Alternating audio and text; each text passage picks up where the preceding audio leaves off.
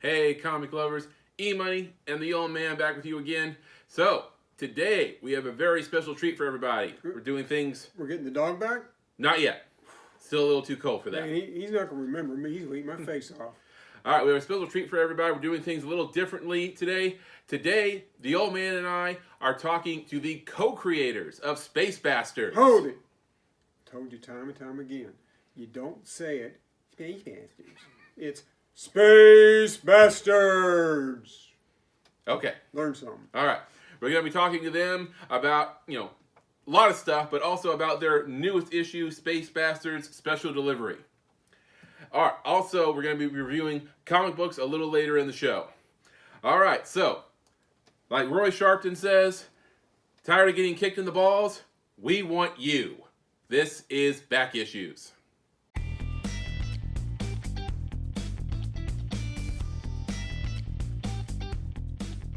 All right, comic lovers. So as you can see, we're doing things a little differently today. So we have some guests with us joining us via Zoom. So guys, why don't you introduce yourselves? I'm Eric Peterson. I'm Joe Aubrey.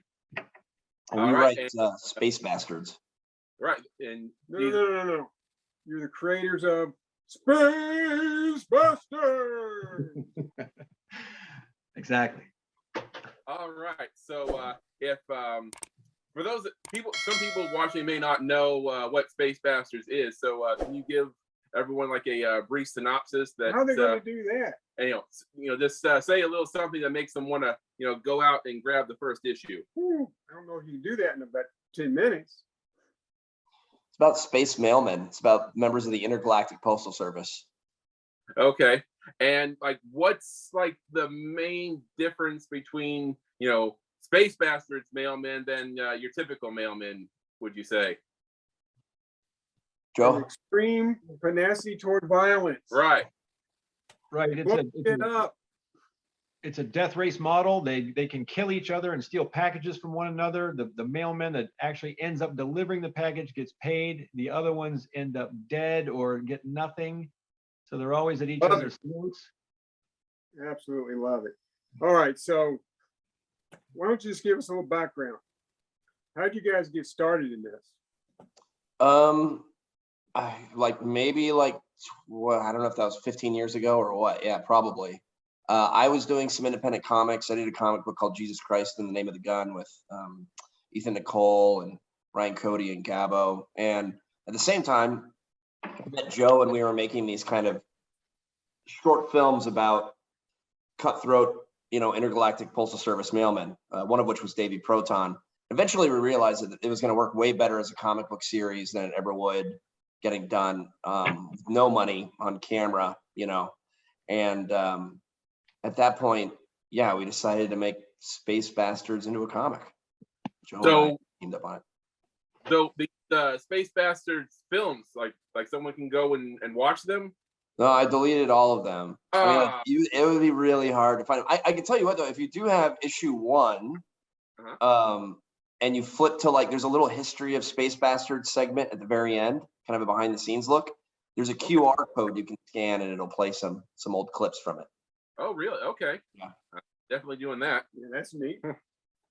Okay, so don't do it, guys. Yeah, don't do it. So the first couple issues are drawn by Derek Robertson, very, very talented artist. So, and he's done a lot of stuff for comic books. I know he's done a lot of Batman comics and I think Daredevil as well. So how did you guys hook up with him to do Space Bastards? We had as Eric had said, we kind of tried to make this into a video project and we were unsuccessful. And then because Eric had done some other comics, we got the idea that maybe we should try to make it into a comic book. And we had an original artist, Gabo, who helped us out making the first and actually part of the second issue. In scripts that were pretty similar to what now people would have read as the first and second issue. He had other obligations at the time, and so the project kind of got stalled, and we needed to find someone else. And Eric, I asked Eric, who he thought would be best for this story and for this art, if he could get any artist in the world, and he thought of he instantly came up with Derek Robertson, and we were going to shows, or at least he was going to a lot of shows at the time, and we thought we would approach him with the idea and offer him, be a co-creator of the series, which he became a co-creator of the series, and we brought him on, and it was really helped us. It was really, really helpful. Okay. So, where did the idea for Space Bastards initially come from? I mean, did someone have a problem with the Postal Service or something like that? I think somebody's got a mad on going. I don't know if it was really so much a Postal Service thing as much as like I wanted to tell stories about smugglers, or like, just a whole bunch of Han Solos and Boba Fett kind of characters. Okay. And the biggest thing is that like we were looking at occupations, like what's the occupation where somebody's taking or has to take an object from point A to point B, and then with Joe's help, creating the rules of the Postal Service, Joe's work there kind of really brought it all together. But yeah, so it wasn't any sort of vendetta against the Postal Service at all. It was really just what makes a good setting here for this sort of kinetic action to take place. Okay. I think it's brilliant. Thank you. I just think it's a perfect backdrop for everything you're doing in this story. It's great. Awesome. Thank you. Thanks. All right. Obviously, different people have drawn some of the issues. Who decides who's going to draw the next book? Well, I think we kind of discuss it together. Like when we were doing this originally, even before the issues came out at Humanoids, Derek was going to draw the length of the kind of what we call the spine of the first year, that main story arc.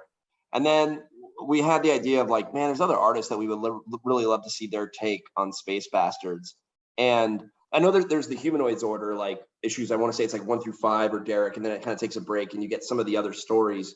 In the hardcovers, which we sell on spacebastards.com, which was kind of originally how we were trying to design it, where everything's kind of told out of order. Those other stories are kind of more sprinkled throughout, and it kind of makes it kind of like a more, probably I would say like a more balanced tableau of the universe, where you get Derek, you get Simon, you get Clint Langley, you get Boo Cook, you get all sorts of different artists in there. But in terms of how we decide, like really Joe and I discuss that. We don't write scripts until after the artist is chosen. Like when we choose the artist, I go spend like a month just reading only stuff that the artist has worked on. So that way our panel by panel direction ideally is kind of matched up to their style of sequential art. I'm going to say that the stuff you've written for Bisley is totally different in just the feel of the book, not just the way it looks, but just the story itself, than anything Derek did for you guys. Yeah. Right. But I just want to know if you guys could do me a favor. No, the next time Simon's going to draw something, could one of y'all sneak into a studio and just steal the paintbrushes and load him up with pencils? I can't do it. I'm too much in love with his painted work. It would be blasphemous for yourself. Yeah. Well, if you guys have been following the channel at all, which I know you have, EMoney and I just don't like a lot of the painted stuff. We just don't. I understand. I mean, it's my opinion. I mean, I'm not going to apologize for it, but I'm pretty sure, Bisley, he doesn't need me to like him. I mean, he's a very successful artist. The fact that we don't like his painting work isn't going to affect his financial situation. One iota. Yeah, he's doing just fine without us. It's jarring. I mean, it's jarring. It's to go from Derek and then jump into that, and it's a very different tones of a story. And it was maybe too big a left turn, but that's the way we needed to do it, releasing them one at a time. I mean, or the way we felt we should do it. We wanted to do something different there, but you guys need to go back and reread that. I'm not. It's a stinky cheese. I think there's people that are going to love it, and there's other people that aren't going to get it. Okay. My plan is to go back and read them all. Yeah. Thank you. But this now, knowing some of the stuff that ties in with previous issues, I mean, I feel obligated. Yeah. So what was we talked about, his style being different from paints versus pencils. Like, what was the intention of the first issue he did, which I believe was issue number 6? Yeah, so the Chuck story. Yeah, that Chuck story, was a story about a guy with a lot of mental problems and addiction problems, and in the course of that story, we wanted to go from reality to completely divorced from reality, just a phantasmagoria, just crazy hallucinogenic nightmare, and then come back and Fear and loathing in space, and loathing in space. That's a good way to put it. Yeah. Right. Well, you succeeded because, yeah, it's an Yeah. So, one of the most popular favorite characters is Roy Sharpton, the Postmaster General. I would hope. And so, is it a coincidence or is it intentional that he looks amazingly like Mark Maron from, most people will know him from Glow, the Gorgeous Ladies of Wrestling show, or perhaps a young Stan Lee? It's not intentional. At least, I mean, we would have to ask Derek, I think, just to be sure. But I don't believe it was intentional. Maybe. Well, we've read a lot of books where we'll say this person, like AWA put out a book called Redemption, where one of the main characters called the Butcher. If they ever do make a film about it, it has to be played by Linda Hamilton because they look identical. Right. The artist in that case had to be thinking of Linda when he drew that character. So we were just wondering. Yeah, I don't know. I played Roy in the films. Oh, but with like a fake mustache and like fake sideburns, because my real life mustache it pales in comparison to Roy's. But porn stash. You gotta have that big old porn stash. Yeah. I can't do it ever, but Roy can. So I think there's a little bit about that. I think by the time that Derek started drawing him, though, I think Derek on purpose tried to kind of make him his own character, not necessarily just like base it on me or something. Sure. Yeah. He's definitely different. Like he moves differently in the comics than I do on the movies. I like it more in the comics. I think he kind of similar to like Zordak or something. He's kind of just got this like, even though he's not moving on the page, he is moving. Like I can imagine totally how he would walk. It's cool when he does. So, you guys talked about, it was sort of a indie film in the beginning, but then you decided to move to comic book format. So when you're doing a comic book, you can just go nuts. You can do pretty much whatever you want. So, speaking of which, where did the idea for Zordak come from? It's a really good question. I don't know. I don't remember the exact moment. I remember Joe and I talking about like an alien that is truly an alien, like nobody knows really where he's from. Has an accent that's like kind of like he's hard to understand sometimes. Joe, why don't you take that? I think you're closer to the inception there, I think, of Zordak. I mean, with the films we tried to make, everybody, it was kind of boring. Everybody was human. I never liked the Deep Space Nine thing where they just like glued something in between your eyebrows and you're an alien all of a sudden. Right. It seemed like it was a cheat. I wanted a guy with like a butthole mouth, 6 eyes and tentacles. And so we just kind of gave that to Derek, and he drew him. The first drawing was him sitting on a bar stool, and he was way smaller. I kind of thought he would be normal size, but he was really small. He was shorter than the other characters, and so his feet didn't touch the ground, and he was like smoking. He had a cigarette in between these 2 tentacles and drinking, and that was it. It was perfect. I mean, it was just right. Yeah, perfect. So, Space Bastards, like you read the name, it's a very adult comic book. It's not intended for kids. So, have you guys caught any flack from like religious groups or parenting groups since you guys created the series? It's hard for me to remember really, but Joe? Yeah, well, you wouldn't remember because you were probably drunk when you were there, but it was when you were in the Skillen, at the Comic Fest up there. Remember it was in a church or something, and you had to brown cover the word bastards, right? They weren't going to let us have a table, weren't going to let you sell it there, right? Yeah, in fact, that's a really good one. They brown paper bagged it, and what's weird about it too is that they decided it needed to be brown paper bagged, or maybe not even allowed there. Like the night before, we thought maybe we wouldn't be allowed there. without actually seeing the book. So like the back of hardcover volume 1 has Chuck, who doesn't wear a lot of clothes. They didn't even see any of that. Like they had no idea the They just went off the name. just because of the name, they wanted to like maybe not allow it. And I'm like, wait, like we're gonna have a real problem when they actually see the book, even if they do let us in. So yeah, we brown paper bagged it at that one, and that was like that was the first place ever to buy the hardcovers, if I recall. Yeah. Okay. They were just there. It was just the word bastards that they had covered. The naked cowboy on the back taking a piss was fine. That was fine. Okay. Perfect. Yeah. So having the brown paper, how were sales at that convention? More than I've ever sold anywhere else. No, like I mean, like I did like a 1-2 punch. I was at that show with Clint Langley and Simon Bisley, who you would know best their work from issue 7, the Manny issue, where it has the 2 different stories. It has that one by Simon, and then it has kind of the digital looking one, the follow-up by Clint. I was with those 2 guys it was just a great trip. And then we all went down to Bristol. There you go. Oh, yeah. Okay. To Bristol, and I sold a whole bunch there too. And then like I haven't, and then the following year, this outbreak of Corona happened, and we haven't gone back. Yeah. So I'm going back in May. I'm looking forward to that. I haven't been back there in like 2 years. Okay. Yeah.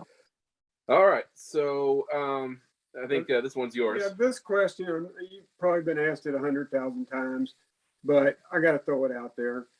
If a young person were to come up to you and say, hey, I want to do what you guys do, what advice would you give them, or would you just tell him, keep your day job, buddy? I think you should do both, personally. The market is a whole lot different now than even like 10 years ago. And there's a lot of obstacles out there. It's also like simultaneously my favorite thing in my life, really. Like it's my favorite thing to do. I met Steve Dillon from Preacher in 2000 AD at a bar on my first night ever in New York City, him and Garth Ennis. And Steve and I walked around the city until the morning, and I was asking him about like kind of Space Bastards. I didn't call it Space Bastards then, but I was like, I want to do this kind of larger format thing. I think it's going to cost me a lot of money to produce. And he started talking to me about Deadline, which was a magazine, an anthology magazine he ran in the 90s, which also had like, that's where Tank Girl came out of. And he was telling me all these crazy stories about like, and then they chased me out of this town and I lost so much money here. And I broke up this relationship. It was terrible. And I'm like, this all sounds terrible. So I appreciate you telling me this. You're saying I should not make any more comic books. And he's like, no, you're going to go immediately out there and make comic books because it feels good. And it's like, and that's kind of how I view it, is that like, I always get really kind of worried about that question, because I think if a young creator was going to ask me, I would be like, look, I can't advocate any of the stuff I've done because, it's not necessarily the smartest thing to do with your life. And it certainly can cause a lot of financial peril. But I don't think I'm going to stop probably until I die. And I know a lot of people that are like that. So, All right, good. So anything you want to add to that, though? I just kind of rambled on my side here. Yeah, no, that's good. It's a tremendous cost in terms of time and money, but you meet interesting people, and you finally you get a little reward at the end with somebody like you guys reviewing it every month it came out. Just hearing what you guys, I'm from Kentucky. To hear you guys from Kentucky, right? Hear 2 guys from Kentucky talk about my book, and like they've read it and they've thought about it. I mean, there's a lot of reward in that, and I don't know how you get that anywhere else. Sure. How you do. Okay. Good and bad. He mentioned the 90s a second ago. Yeah. And I kind of flashed back to running a comic book shop in the 90s, and I go, whoa, wow. But anyway. So, you guys mentioned you've done a lot of conventions since, before and since you've done Space Bastards. So have you had anyone cosplaying as Space Bastards characters? Yeah, we had our first one. We were up at Emerald City Comic Con up at the beginning of January. We haven't done a lot, really. Haven't been to a lot of full-blown conventions since the book has been out in stores. a young gal named Liz had come up to us, bought one of our hardcovers, and she was dressed as she had another costume on when she came up, and I think it was Dude from the Boys. She took the book, went away, and less than 48 hours later came back dressed as Resurrection Mary, which was Wow. yeah. So like immediate turnaround. And I mean fast and thorough. I mean like she got the details, a bandana, the jacket, the hair length, hair color. It was great. I mean it was awesome. It was awesome. I am impressed that she took to Space Bastards that quickly, but I'm also impressed that she had the materials to make the costume. Yeah, she had to be a semi-professional cosplayer at least. Yeah, that's great. I mean, you guys have got to consider that a compliment. Yeah. I didn't believe it. Like, I didn't believe it at first. I was like, this isn't happening. No. Right. Now for the important question. Do you have pictures? Yeah. So you can find pictures at our Instagram, space_bastards on Instagram, or, we'll give you some here as well. Right. One. Yeah. And then we'll here it is. everybody. Here it is right here. Yeah. Nice. Right. All right. So in addition to cosplays, nowadays there are pop figures of like everything. Any character comes out that's even semi-popular, within weeks you see a new pop figure of them. I'm pretty sure they're working on one of the old men. Right. So you guys talked about getting pop figures for Space Bastards? We've talked about it, but no, I mean, there's no news in regards to that. It's super, I don't know when that'll happen, but it's super funny to me because some of my closest friends work at Funko and stuff and hang out with us at the shows. Cause obviously if they work at Funko, they're at the same shows that we go to and stuff. Right. But no, Funko has not pulled the trigger yet on a naked Chuck, the Magic Wagon pop yet, or a Zordak pop. Yeah, I want to see a pop Chuck. I want to see a pop Zordak, pop Manticore. I want to see all that stuff. That'd be crazy. Crazy. All right, so Well, let's dive a little bit into the new issue, Space Bastards Special Delivery. So one of the, you guys wrote it, and Sam and Bisley did the art on it. On the third one, but it was penciled, not painted. So why the change in style from the previous work that he did with Space Bastards? So he penciled and inked his Manicorn story as well. The only one that he really painted, not counting the covers and stuff, because I think he kind of always likes painting his covers, but the only one that was really painted was that Chuck, the Magic Wagon one, which, as we talked about earlier, it's kind of like the Fear and Loathing in space. It's supposed to look a little bit jarring and whatnot. I do think personally my favorite work of his on Space Bastards thus far is Zuna. Is that third story? Yeah. Okay. I just love it. I think he swings for the fences on some of the stuff there. Yeah. Right. You folks haven't checked any Space Bastards out, you need to. I mean, EMoney and I don't recommend books. Well, actually, we recommend books every week, don't Right. What are you talking about? we? At any rate, we recommend Space Bastards for months now. If you're not listening, wake up. But at any rate, back to Zuna. In my opinion, this story embodies the whole idea of Space Bastards. But there's a few sections where the investigators are talking to suspects, and then they go to another guy. I'm like, wait a minute, who's this guy? Is this the same? And I had to constantly flip back and forth to figure what was going on. Now, was that intentional, or am I just stupid? Probably that one. That was intentional. I wanted there to be unreliable narrators, and I kind of wanted you to see, or the reader to see different characters' perspectives on the events that take place in the story, and it kind of just gets crazier each time, and you're not certain as the story goes along if they've switched to interrogating a new person or not until the scene changes, which was intentional and confusing. Well, Okay. you did something too many comic book creators have been able to do. You made me go back and reread stuff in my first reading.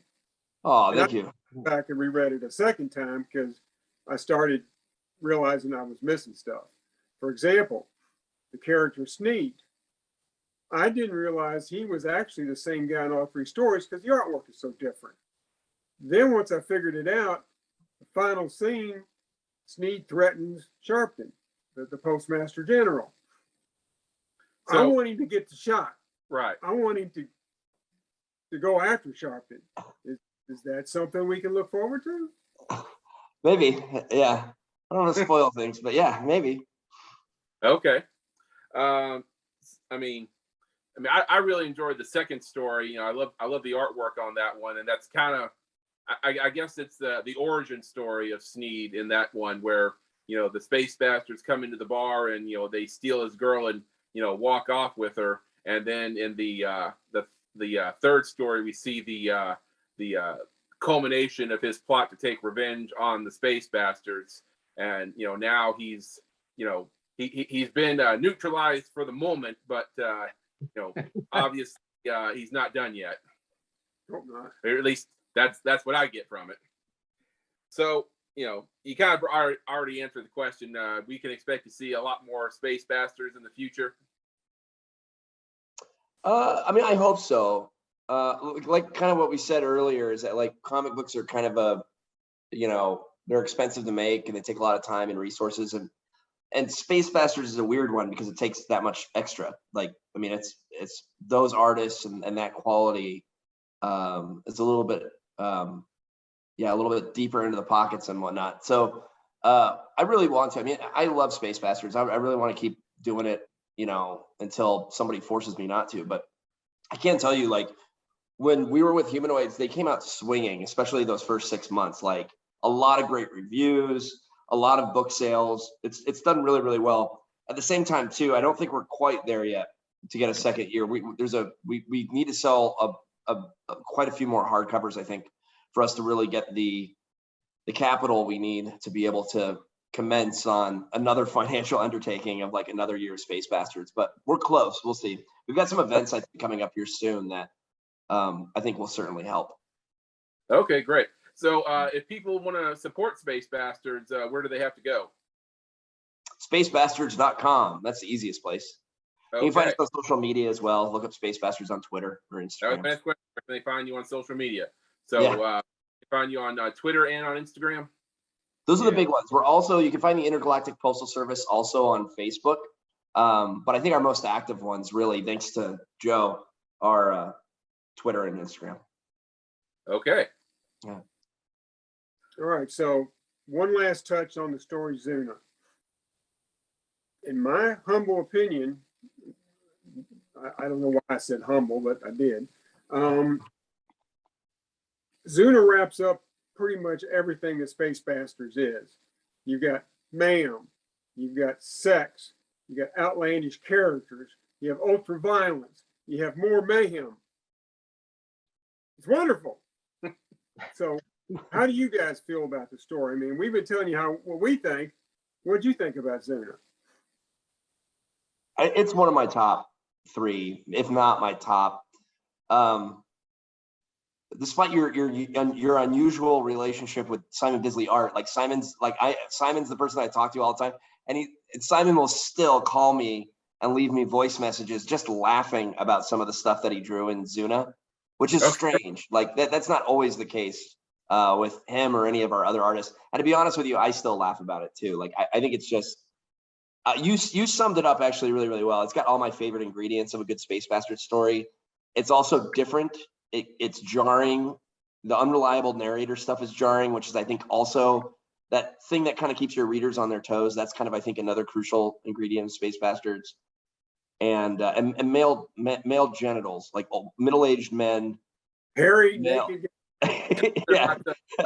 Or anything. These are just, they're not. Yeah. Naked guys running through an ice cream parlor being chased by dogs. I mean, that's Wonderful. What more could you want in the comic book? it's There's like a 4-page sequence in there that we'll just run through. Like either me and Joe or Simon will be on the phone with us or whatever. And it's that whole thing where they bust through the window, The dog's like yanking Leroy all over the floor, you know, like by his ankle and stuff. Chuck's like flying through the window, like it doesn't even hinder him. He doesn't realize it's a window that he's jumping through. All that Right. stuff, right? One after the other. It just makes me laugh so much. Yeah. Right. Man, and I'm going to be honest with you. I was half scared you were going to send Simon the link to this Zoom meeting, and we were going to have a surprise guest on the show. Yeah, I should have. I wanted to. I was talking to Eric about it. Like, we could get Simon in here, fucking straighten these guys out, but we didn't have. Yeah, doing this. I would probably slowly fade underneath the table. Oh, you guys, he can take it. He's a teddy bear. Yeah, he's fine. A guy who draws like that, he's got to have thick skin. Let's face it. Right. I mean, Very talented. I won't take that away from him. I won't even suggest he doesn't have extreme amounts of talent.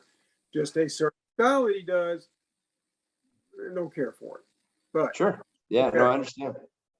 now, we're going to post all of the ways to get in touch with you guys that you've mentioned here.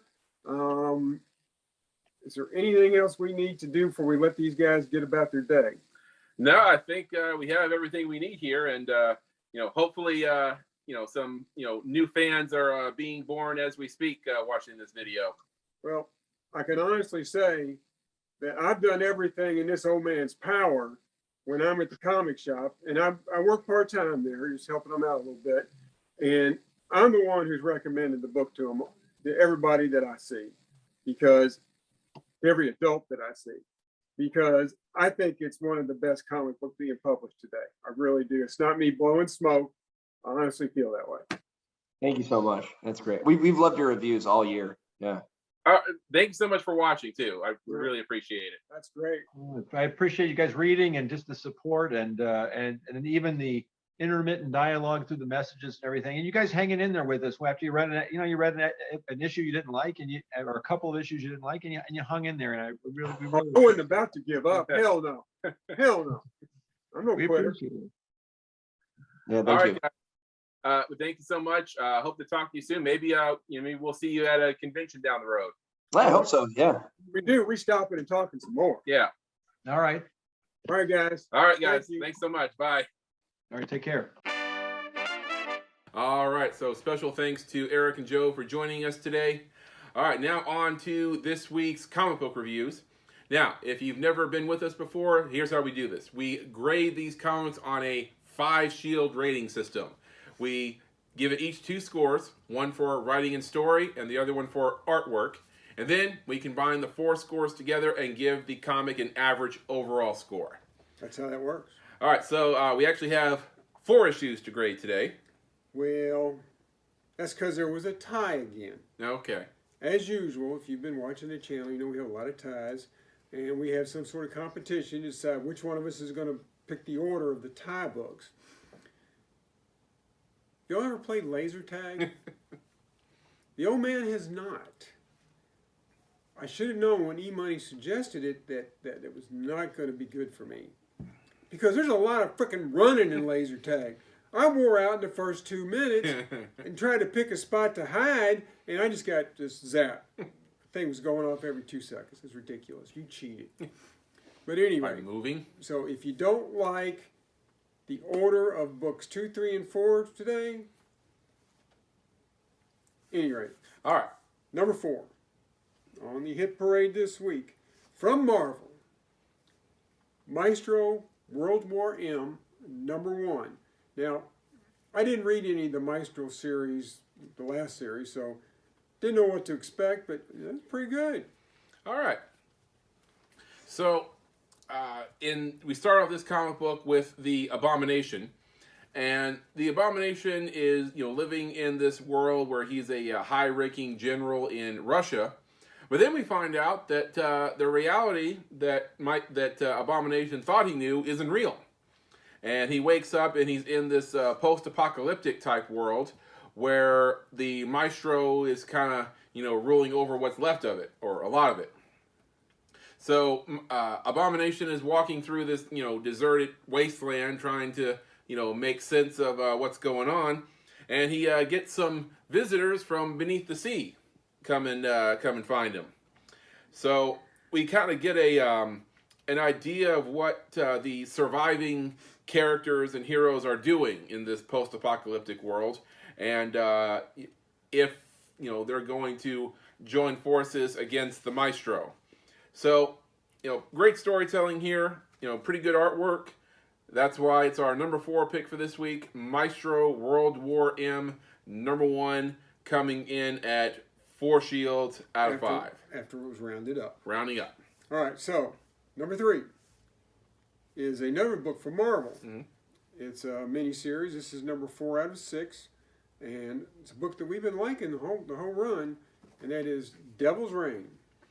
All right, so if you've been reading this book or you've been watching us, Devil's Reign has Wilson Fisk, Mayor Fisk, Kingpin, as the mayor of New York, and he has outlawed vigilantism and superheroes in New York. And now he's sort of created this police state with all of his deputized Thunderbolts, which is mostly made up of villains. And also he has these drones running around the city. So, people are scared. So, everyone is telling Fisk that he's being an idiot and that he's biting off more than he can chew. But, Fisk, he doesn't want to listen. Well, the worst thing he did was he trusted Doc Ock. He trusted Doc Ock, and, people are turning on him. I mean, even his own deputies are turning on him. But, he just, wants to, press forward with his agenda. So, at the end of the issue, I don't remember all the details of what happened, but there was a time where Fisk knew some crucial information about his enemies. And, whatever circumstances he forgot. Something happened to him to where, the information just wasn't there anymore. What do y'all tell us in the comments what happened, how he forgot? I don't know either. Right. So, by the end of the issue, circumstances happen to where his mind becomes clear again. And he has an epiphany. Yeah, and that does not bode well for our heroes. Mm-mm. So, Devil's Reign, number 4 out of 6, our number 3 pick for this week, coming in at 4 shields after rounded up out of 5. Now, number 2. One that was kind of mentioned here earlier, I think. I think we talked about it a little bit ago. Yeah. And that is Space Bastards Special Delivery. All right, so not to dwell on this one too much because we kind of covered it pretty solid in the interview. It's a collection of 3 stories by a different artist, and it chronicles the stories of Sneed, who, you see his origin story, and you also see him carry out his revenge on, or try to carry out his revenge on the Space Bastards, and, we hope to see some more of this story in future issues. So, pretty solid artwork throughout, and, also great writing by Joe and Eric. Great writing. I gave it a 5 for writing, which right. is the highest score we can give. So, Space Bastards Special Delivery, available now. Our number 2 pick for this week with 4 shields out of 5. After rounding up. All right, our number 1 book. Keep it in mind that EMoney and I didn't jump on the Spawn bandwagon until we started reading Gunslinger Spawn. And then we found out they were coming out with a new story that had Gunslinger Spawn in it. So we've been picking up The Scorched. This is number 2. All right. So from the end of the last issue, our heroes, loosely termed heroes, the Scorched, are kind of being surrounded on all fronts here. They have a militant group who are gunning for them, and also they're being attacked by other supernaturals. Werewolves and other darkspawns are coming after them.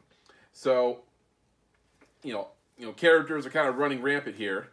And at the end of this issue, you have, like the old man said, we haven't covered all of our Spawn bases. So we get the reveal of a character. I'm not sure if this is the first appearance of a character He or may have been in 100 issues of the regular Spawn book. We don't know. Character coming back. I'm not sure, but he seems to be a big deal in the final panel here. So we have that, and just great artwork throughout here. I mean, this is great stuff here, and tons of action. That's why it's our number 1 pick for this week. The Scorched, number 2, number 1 for this week with 4 shields out of 5. That's right. All right. So what do we have that's coming out today? All right, you got a couple Batman books as always. There's Rain #2. That was the one about the little sharp, pointy crystals that were falling out of the sky.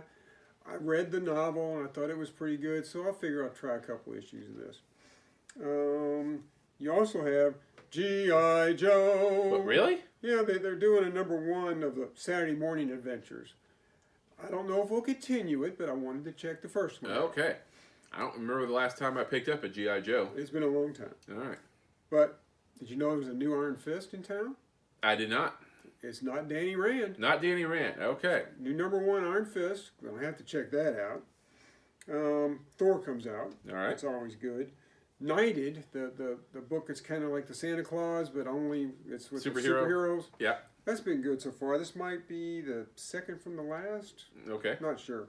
Now there's a company called Quad Comics. Now I don't know if this is their first book or if they've been around for 20 years. I've not heard of them. But they're putting out a book called Quad, and it features characters called Tara and Elvis. I do know that Elvis is a cat. Okay. I thought it looked pretty interesting, so we're going to pick up the first one of those and see how it does. All right. Give that a shot.